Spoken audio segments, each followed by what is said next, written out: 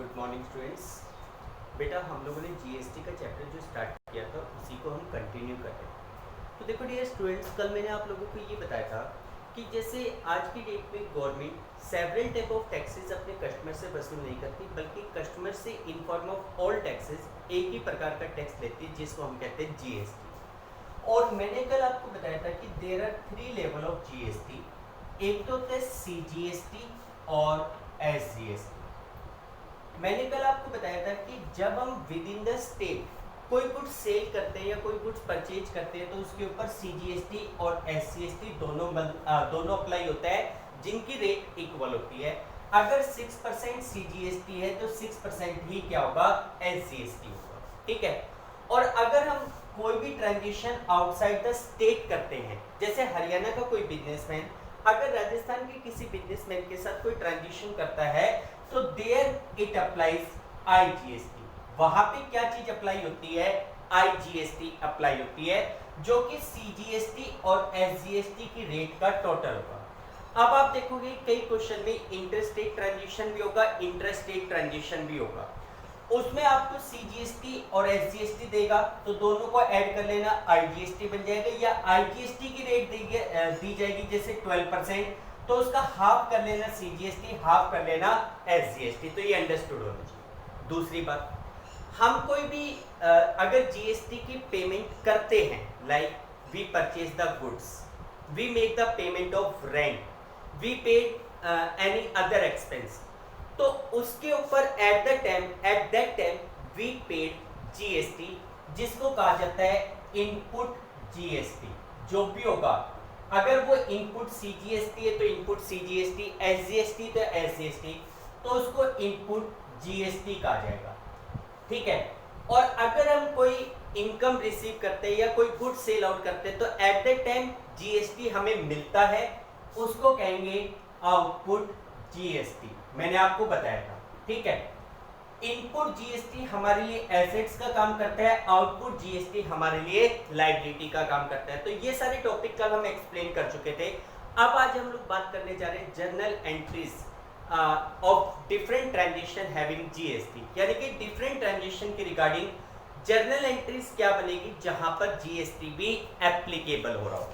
तो देखो बेटा, आज हम इसी से रिलेटेड कुछ ट्रांजेक्शंस करने जा रहे हैं। जैसे हमारे पास पहले हम कुछ ट्रांजेक्शन को समझते हैं और उसके रिगार्डिंग क्या एंट्रीज बनेगी वो समझने की कोशिश करते हैं। सबसे पहले हमारे पास आता है for purchase of goods, for purchase of goods. देखो बेटा, अगर मान लो आज हम कोई गुड्स खरीदते, ठीक है, आपको पता है दो ही तरीके से खरीदी जाएगी, या तो कैश में या क्रेडिट में। तो पिछले जर्नल के चैप्टर में हमने पढ़ा गुड्स को खरीदते हैं एंट्री हो जाएगी, गुड्स आ रही है डेबिट, परचेज को करेंगे डेबिट। कैश में खरीद रहे हैं तो कैश जा रहा है तो टू कैश, उधार में खरीद रहे हैं तो उस पार्टी का नाम जिसको क्रेडिटर कहते हैं। नॉर्मल एंट्री हो जाएगी purchase account debit to cash to creditor, जो भी है। लेकिन अगर उसी पे जीएसटी दिया जा रहा है तो हमारी एंट्री क्या बनेगी, परचेज अकाउंट डेबिट। अब ये देखो, विद इन द स्टेट खरीदा गया, आउटसाइड द स्टेट खरीदा गया। अगर विद इन द स्टेट है, विद इन द स्टेट, अगर आप सेम स्टेट में से गुड्स खरीद रहे हो तो उस केस में input CGST, input SGST apply होगा। Input CGST account debit, input SGST account debit. To cash, अगर कैश में खरीदा है और उधार में खरीदा है तो to credit, to credit. Clear. अगर आउटसाइड द स्टेट, किसी दूसरे स्टेट से खरीद रहे हैं तो इन दोनों की जगह क्या आ जाएगा, इनपुट आईजीएसटी। चलो वो जब हम आउटसाइड द स्टेट के ट्रांजेक्शन पढ़ेंगे तो वहां पे कर लेंगे। फिलहाल हम मान रहे हैं कि transaction take place within the state, state में ट्रांजेक्शन हो रहा है। ये हो गया परचेज के लिए। इसी प्रकार सेकेंड आता है फॉर सेल ऑफ गुड्स। अगर आप गुड्स की सेलिंग करते हैं, if you sell the goods, भाई आप किसी भी अपने कस्टमर को गुड्स सेल करते हैं, either it will be sold in cash और इन क्रेडिट। कैश में या क्रेडिट में जब भी गुड्स आप सेल करोगे तो अपने कस्टमर से जीएसटी वसूल करोगे, that will be called output GST. और क्योंकि आउटपुट जीएसटी आपके लिए लायबिलिटी होती है इसलिए हम उसको करेंगे क्रेडिट। अगर आपने गुड्स को सेल किया, कैश में सेल किया तो कैश आएगा, उधार में बेचा तो जिस पार्टी को बेचा गया उस पार्टी का नाम आएगा, उसको हम डेटर कहते हैं। अगर पार्टी का नाम दे रखा है तो पार्टी का नाम मेंशन करना है।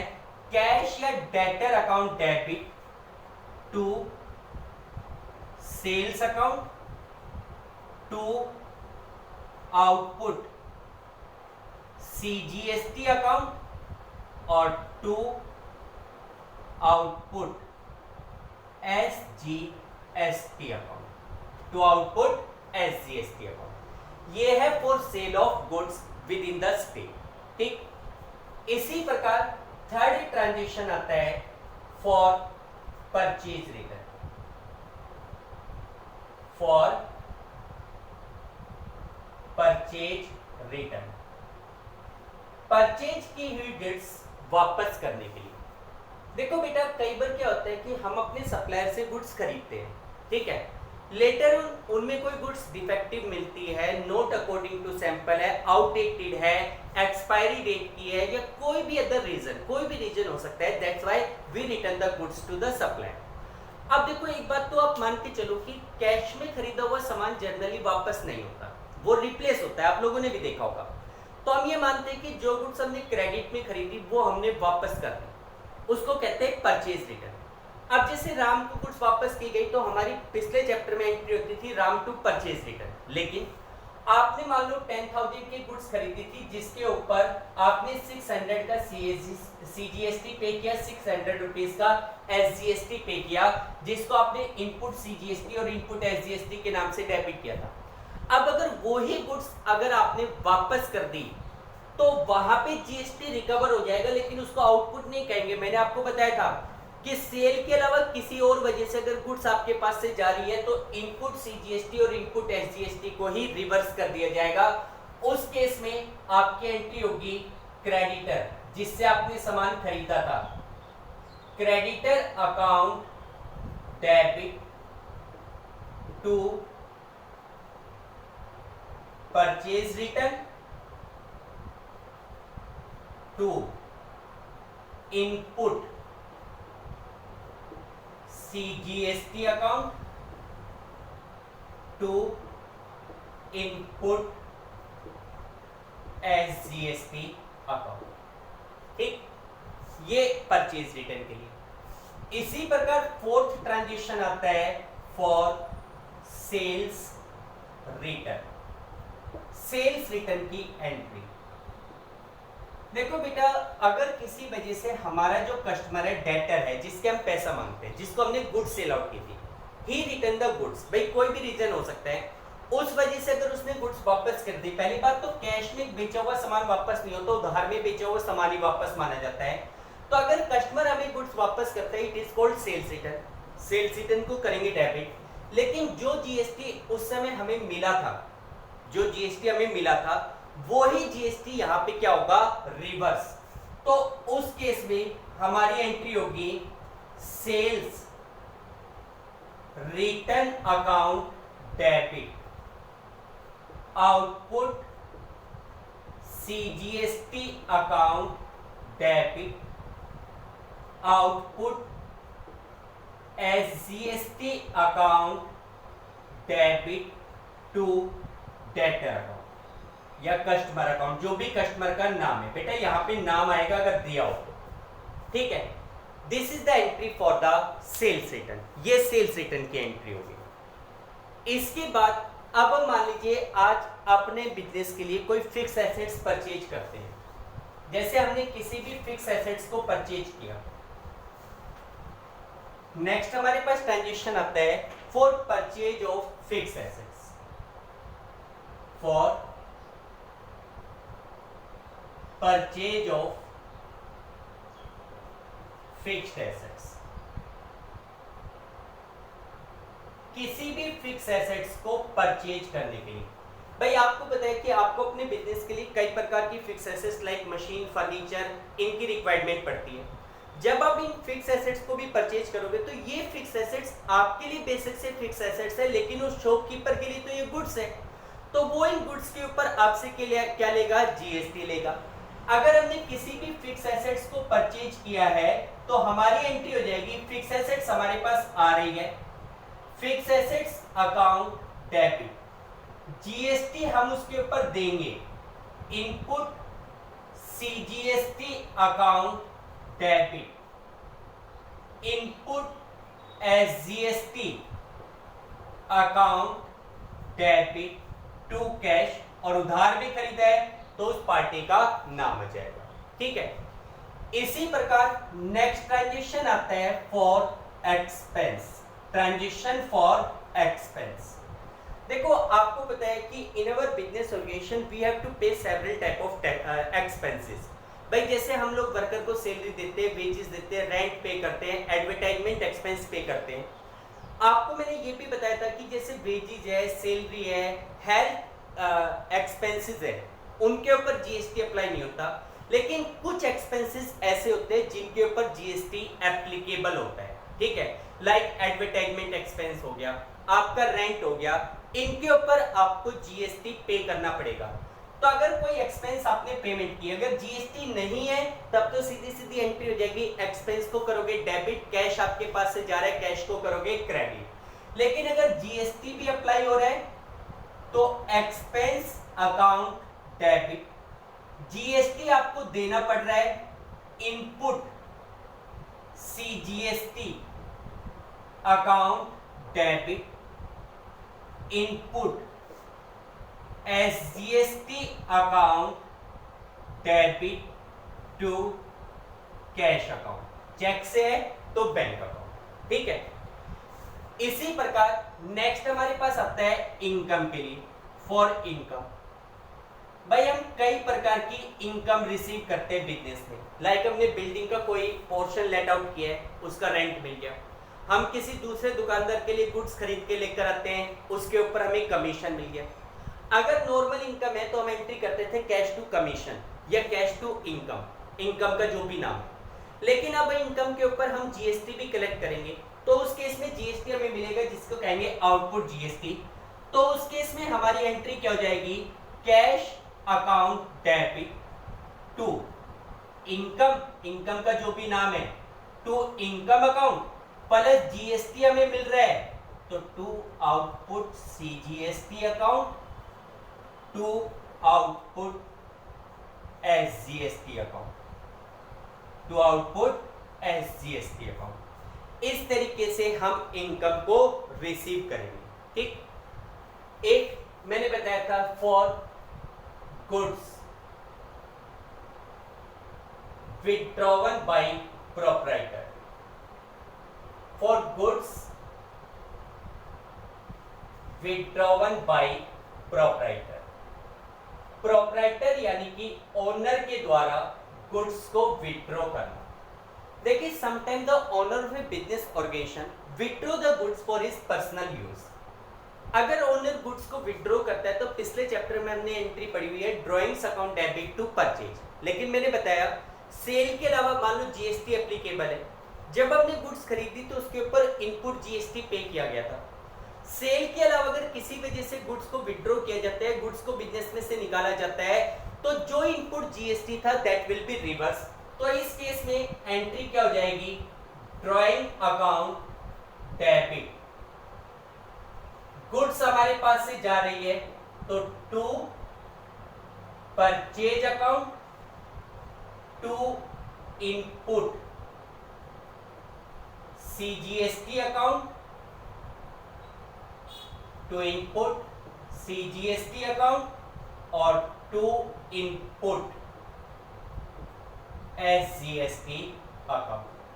ठीक, इन द सेम वे अगर हम गुड्स को as a free sample distribute करते हैं, तो अगर फ्री सैंपल के रूप में बांटी तो मैंने आपको बताया था वो गुड्स किसका काम करती है, एडवर्टाइजमेंट, एडवर्टाइजमेंट टू परचेज। उस केस में भी इनपुट सीजीएसटी इनपुट एसजीएसटी क्या हो जाएगा, रिवर्स। अगर गुड्स को एज ए चैरिटी डिस्ट्रीब्यूट किया गया तो charity account debit to purchase, साथ में इनपुट सीजीएसटी इनपुट एसजीएसटी को क्या कर देंगे, क्रेडिट। तो इन सबको एक साथ ही मिला देते हैं, चैरिटी हुई गुड्स को फ्री सैंपल के रूप में अगर गुड्स को डिस्ट्रीब्यूट किया गया, फ्री सैंपल ऑफ गुड्स, अगर गुड्स की चैरिटी की जाए या गुड्स को फ्री सैंपल के रूप में डिस्ट्रीब्यूट किया जाए, या फिर लॉस बाय फायर या थेफ्ट हो, कोई भी रीजन हो जिसकी वजह से गुड्स डिस्ट्रॉयड हो रही है, तो देखो अगर चैरिटी के रूप में बांटी गई है तो charity account debit, free sample के रूप में बांटी जाए तो advertisement account debit, advertisement account debit, अगर लॉस बाय फायर है तो loss by fire account debit to, भाई जो भी रीजन है जिसकी वजह से आपको नुकसान हो रहा है उसको तो करो डेबिट, गुड्स आपके पास से जा रही है तो to purchase account, to input CGST account, to input CGST account and to input SGST account. ठीक है, जस्ट 1 मिनट बेटा। हेलो, हाँ जी, हेलो,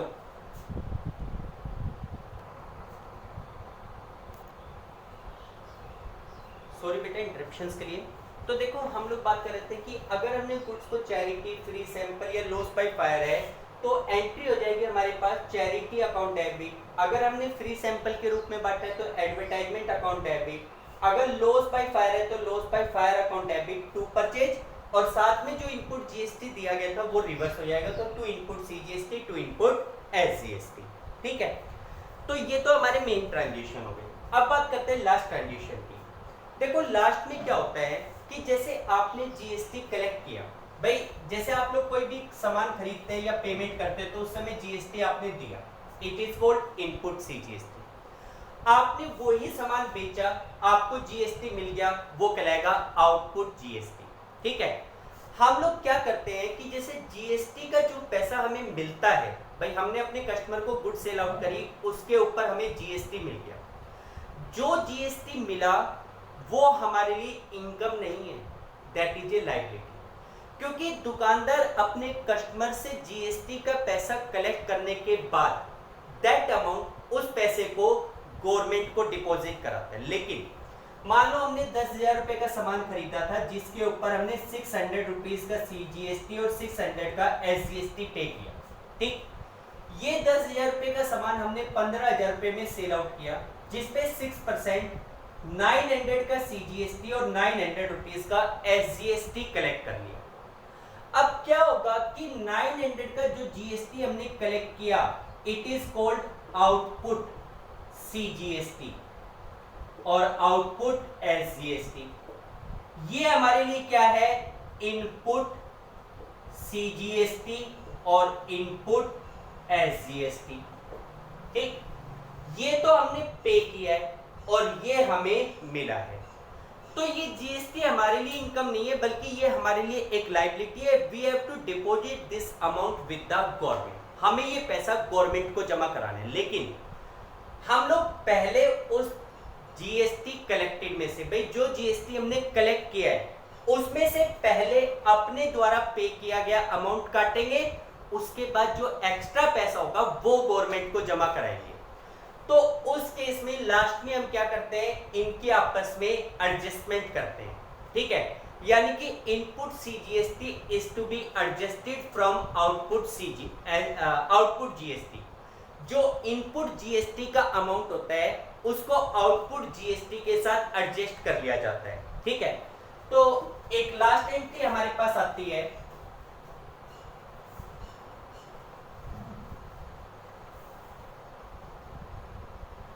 इस पॉइंटों को रहने देता हूं मैं। देखिए लास्ट में आता है 10 when input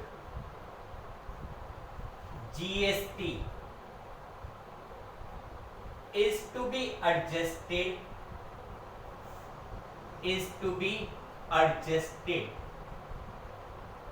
with output GST।